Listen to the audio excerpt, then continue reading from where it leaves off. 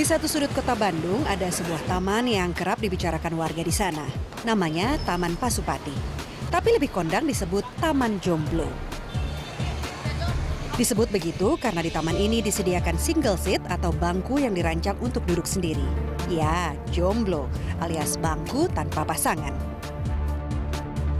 Di area yang sama, Pemkot Bandung menyediakan taman yang bisa digunakan warga untuk main skateboard. Mereka yang suka menguras adrenalin bisa menyalurkannya di skatepark ini. Dijamin pasti seru.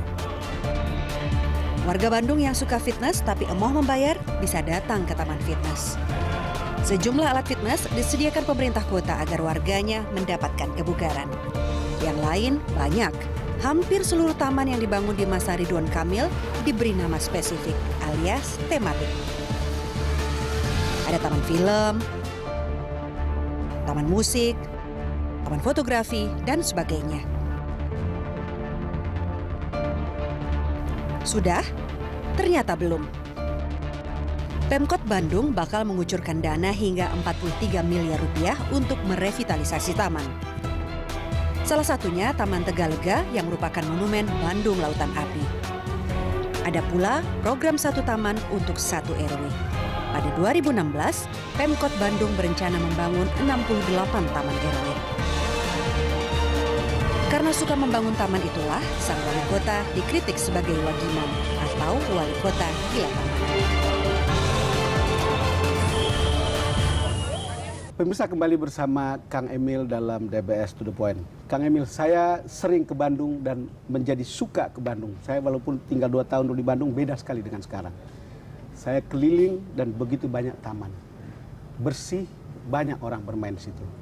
Nah, itu adalah salah satu landmark yang dibuat oleh Kang Emil. Sebetulnya apa filosofi di belakang pembuatan taman-taman ini?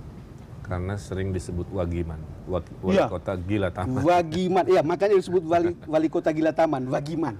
Daripada wagiran, wali kota gila beneran. Nah gini, jadi saya ini dulu arsitek, ya pendidikan saya dulu mendesain bangunan, betul, mendesain taman, mendesain ruang-ruang. Ada teori mengatakan kebahagiaan warga berhubungan dengan interaksi sosial. Itu teorinya. Kebahagiaan berhubungan dengan interaksi sosial. Nah, interaksi sosial diterjemahkan kepada ruang-ruang sosial yang tidak bayar. Selama ini yang selalu menderita itu orang miskin kota kan. Mau ke mall nggak punya duit, mau ke taman dipagerin. Tidak jelas, maka sudah lebih dari 12 ruang terbuka, tidak hanya taman, trotoar dilebarin, ya, dan sebagainya. Apa yang terjadi? Sekarang indeks kebahagiaan warga Bandung itu meningkat.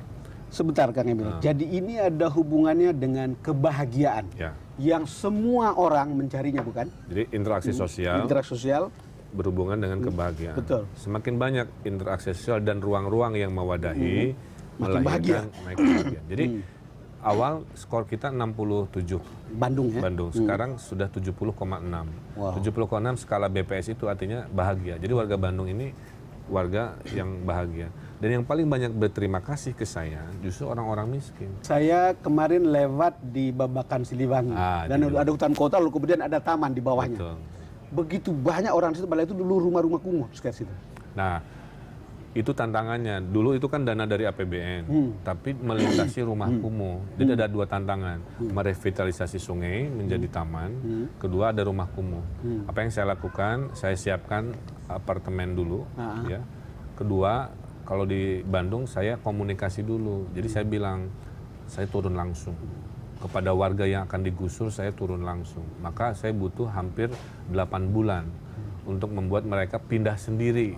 Tanpa ribut-ribut, tanpa tentara, mereka yang kita sediain truknya, kita ada tumpengan. Memang tidak terdengar berita ribut sih kalau di Bandung. Iya, itu.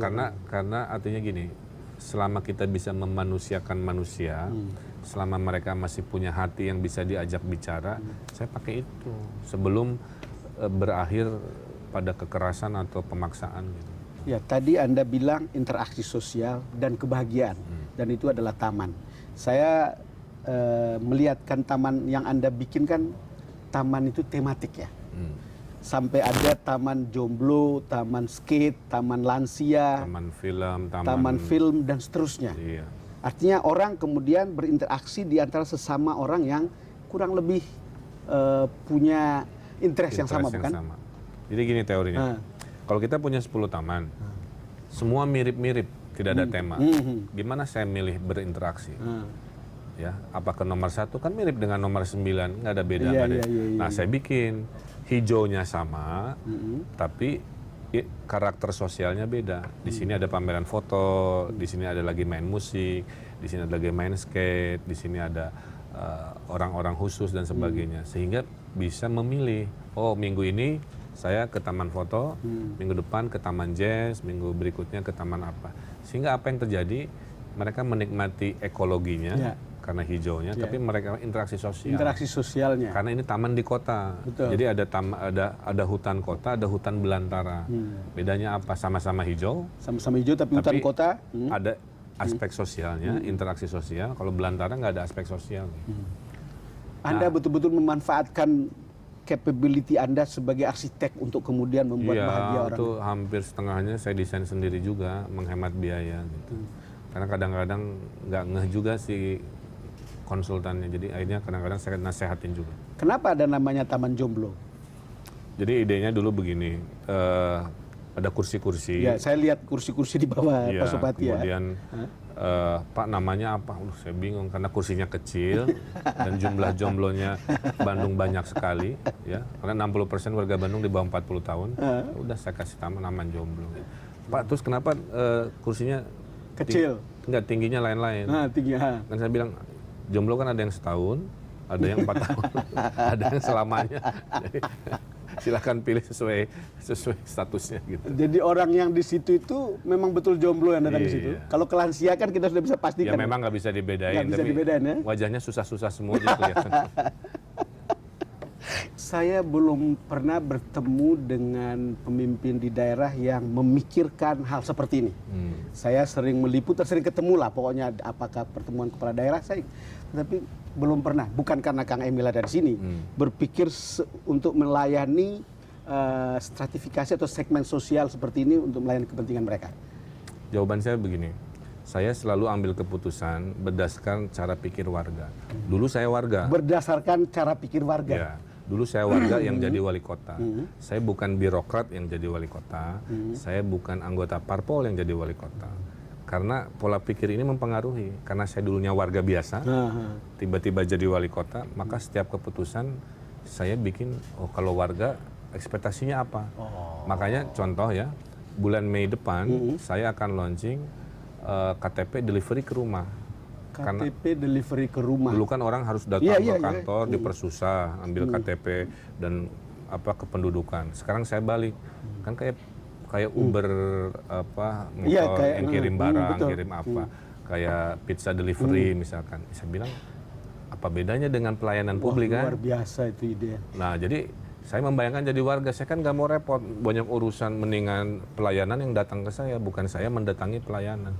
Saya bilang hitung-hitung mudah, pakai motor, pakai sepeda, kirim KTP. Karena dulu ada orang begini, Pak saya curhat kenapa? Saya harus bolos pas sehari gitu. Kang Emil, saya betul-betul bahagia kalau lihat seperti ini di Bandung. Tetapi kan masih ada hal yang soal lalu lintas ya.